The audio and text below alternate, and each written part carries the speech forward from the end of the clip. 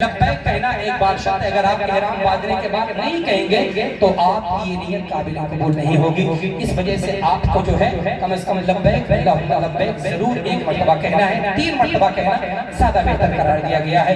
اب آپ جو ہے فلائٹ میں بیٹھے اور دعا پڑھیں بسم اللہ مجریہا و مرساہا ان ربی لغفور رحیم۔ اس کے بعد جب آپ وہاں پہنچنے والے ہو مطار میں، یعنی اب جو ہے خانہ کعبہ ہماری نگاہوں کے قریب آ رہا ہے، تو آپ اپنی نگاہوں کو جو ہے جھکائیں اور اپنے دل میں جو دعا مانگنی ہے وہ سوچ لیں۔ اس کے بعد خانہ کعبہ پہ جیسے ہی پہلی نظر پڑے آپ جو دعا مانگیں گے اللہ آپ اس دعا کو قبول فرمائے۔ ابھی جو ہمارے شاعر صاحب نے، ہمارے حضرت نے جو ہے کیا بہترین جو ہے اپنے اشعار کے اندر یہ بات بتائی تھی کہ خانہ کعبہ کو دیکھ کر کے جو دعا مانگی جاتی اللہ قبول فرماتا ہے۔ یہ بات صحیح ہے، جب خانہ کعبہ پہ پہلی نگاہ پڑے تو آپ یہ دعا کریں پروردگار عالم میں جو بھی جائز دعا کروں، جس کے لیے کروں، جب بھی کروں مولا میری ہر دعا کو قبول فرما۔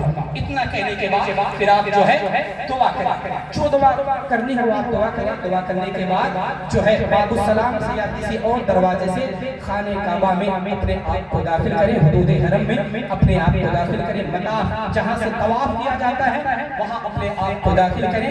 داخل کرنے کے جو ہے خانہ کعبہ کو دیکھتے رہیں اور آپ یہاں جو ہے اجتباع کریں۔ اجتباع ابھی آپ نے جو احرام کندھے پہ رکھا تھا نا، اسے جو ہے پورے کو جو ہے داہنے بغل پر اس طریقے سے نکالنا ہے کہ آپ کا اور اس کی دونوں کنارے جو ہے بائیں کندھے پہ رہے۔ اس طریقے سے جو ہے اس کو اجتباع کہا جاتا ہے۔ اس کے فوراً بعد جو ہے آپ خانہ کعبہ کو دیکھتے ہوئے اس طریقے سے خانہ کعبہ کو دیکھتے ہوئے چلیں کہ خانہ کعبہ آپ کے بائیں جانب رہے۔ کیوں بائیں جانب رہے؟ اس کے تعلق سے یہ کہا گیا ہے کہ پروردگار عالم چاہتا ہے کہ جب میرے بندے میرے گھر کا طواف کریں تو ان کا دل میرے گھر سے قریب ہو جائے۔ تو اس وجہ سے ہمیں اس طریقے سے چلنا ہے خانہ کعبہ سے حجر اسود کی طرف کہ ہمارا جو ہے بائیں ہاتھ کی طرف خانہ کعبہ ہو، حجر اسود کے قریب پہنچے۔ اگر موقع میسر ہو تو اسے چھو کر کے بوسہ لے، اور اگر نہ موقع میسر ہو تو ہاتھ بڑھا کر کے بوسہ لے، اور اگر یہ بھی نہ موقع میسر ملے تو استلام کر لے۔ یعنی جہاں ہیں آپ وہیں سے کھڑے ہو کر کے اپنی ہتھیلیوں کو اس طریقے سے اٹھائیں، درود شریف پڑھتے رہیں، پڑھ کر کے اس طریقے سے اپنے چہرے پہ پھیر لیں اور چوم لیں۔ اسی کو استلام کہا جاتا ہے۔ پھر اس کے بعد حجر اسود سے آپ کی جو ہے آپ کا طواف شروع ہو رہا ہے۔ اب یہاں آپ کو نیت کرنی ہے اللہم انی ارید الطواف بیتک الحرام فیسرہ لی وتقبلہ منی۔ اے مولا میں نے تیرے عزت والے گھر خانہ کعبہ کا طواف کرنے کی نیت کی ہے تو اس کو میرے لیے آسان کر دو، میرے لیے قبول فرما لے۔ اس طریقے سے آپ چاہے عربی میں چاہے اردو میں نیت کریں۔ نیت کرنے کے بعد حجر اسود سے آپ کو شروع کرنا ہے اپنا جو ہے پہلا طواف۔ تو پہلے 3 طواف میں آپ کو رمل کرنا ہے۔ رمل کا مطلب یہ کہ چھوٹے چھوٹے قدم رہیں اور جلدی جلدی آپ کو چلنا ہے۔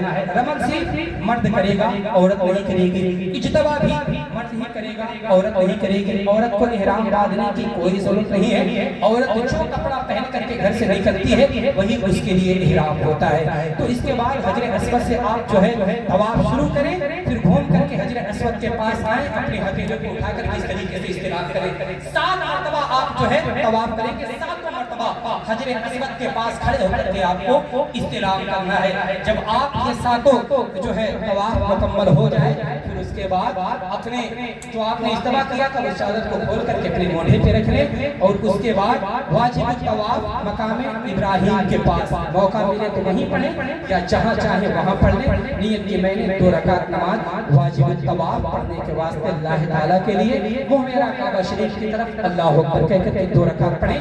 2 رکعت پڑھنے کے بعد ملتزم اسے کہا جاتا ہے مقام ابراہیم سے خانہ کعبہ کے دروازے کے درمیان تقریباً 6 فٹ کی جگہ ہے، اسی کو ملتزم کہا جاتا ہے۔ اگر موقع میسر ملے تو ملتزم سے لپٹ کر کے خوب دعائیں کریں، سب کے لیے دعا کریں، اپنے لیے دعا کریں، تمام امت محمدیہ کے لیے دعا کریں۔ پھر اس کے بعد وہاں سے آپ کھڑے ہو جائیں، زمزم پئیں، 3 سانس میں پیٹ بھر کے جو ہے زمزم کا پانی پئیں، اور جس نیت نیت کے تحت آپ پانی پی کر اللہ آپ کی اس نیت کو جو ہے پورا کرے گا. کچھ پانی اپنے ہاتھ پہ مل کے چہرے پہ اور پورے جسم میں برکت کے طور پہ لگائیں. اس طریقے سے آپ کا طواف جو ہے مکمل ہو گیا. اب یہاں سے آپ کو جو ہے سعی کرنے کے لیے صفا کی طرف جانا ہے, چاہے باب الصفا سے داخل ہو یا کسی اور دروازے سے داخل ہو, لیکن شروعات صفا سے کرنی ہے. صفا پہ آپ جائیں گے, وہاں جانے کے بعد تھوڑا سا آپ کو چڑھنا ہے, چڑھ کر کے صفا سے مروہ کی طرف سعی کرنا ہے. صفا سے آپ اپنی سعی شروع کریں گے, مروہ پہ جائیں گے, ایک ایک سعی ہو جائے گی. پھر مروہ سے صفا پہ آئیں گے, دو سعی, یعنی صفا سے شروع کریں گے, مروہ پہ ختم کریں گے. اس طریقے سے آپ کی 7 سعی ہو جائے گی. اور درمیان میں 2 پلر دکھائی دے گا جہاں ہرے کلر کی لائٹ جل رہی ہوگی. جب آپ پہلے پلر پہ پہنچے تو وہاں تیز تھوڑی اپنی چال کو, اپنی رفتار کو تھوڑا تیز کر دیں, اور جب دوسرا پلر آئے تو وہاں ہلکی. اس کے بعد اس طریقے سے آپ 7 چکر لگائیں گے, 7 سعی کریں گے. اس طریقے آپ کا یہ عمرہ میں جو واجب ہے وہ بھی ادا ہو جائے گا. درود پاک ہر حال میں آپ کو پڑھتے رہنا ہے. اب آپ نے سعی بھی کر لی, اس کے بعد آپ آئیں, مرد ہے تو اپنے ٹکلے کو جو ہے بالکل کرائے, اپنے سر کو جو ہے چھلا لے, جسے اپنی زبان میں ٹکلا کہا جاتا ہے وہ کرا لے, یا تو اپنے چوتھائی بال کو جو ہے اڑا لے.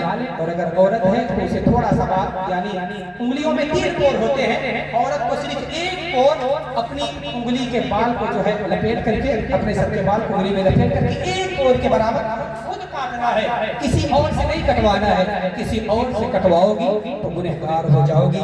اس لیے اپنے ساتھ میں قینچی وغیرہ ضرور لے کر کے جائیں, تاکہ جتنی مرتبہ آپ جو ہے عمرہ کریں, طواف کریں, سعی کریں, اسے خود اپنے ہاتھوں سے کاٹ دیں. بس لیکن میں رکھیں گے تو چلا جائے گا, لیکن اگر رکھیں گے قینچی کو تو لگیج سے نہیں نکالا جاتا ہے. اگر ہینڈ مین میں آپ رکھے جائیں گے قینچی تو نکال دیا جائے گا. تو قینچی کو لگیج کے اندر رکھ کر کے لے کے جائیں, عورت خود اپنے ہاتھ سے اپنے بال کو کاٹے گی. اس طریقے سے آپ کا عمرہ الحمدللہ مکمل ہو گیا.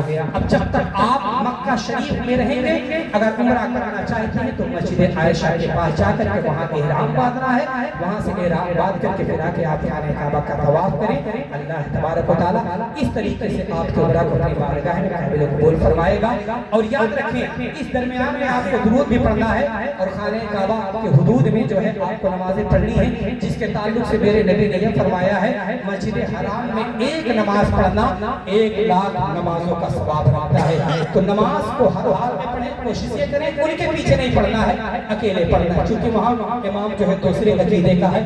ہمیں اپنے عقیدے کی حفاظت کرنی ہے, ساتھ ہی ساتھ اپنی نماز کی حفاظت کرنی ہے. جب جماعت کا وقت ہو تو آپ وضو وغیرہ اور دیگر بہانے کر کے اس وقت کو نکال دیں. جب جماعت ختم ہو جائے تو آپ مسجد حرام میں داخل ہو کر کے نماز کو پڑھیں.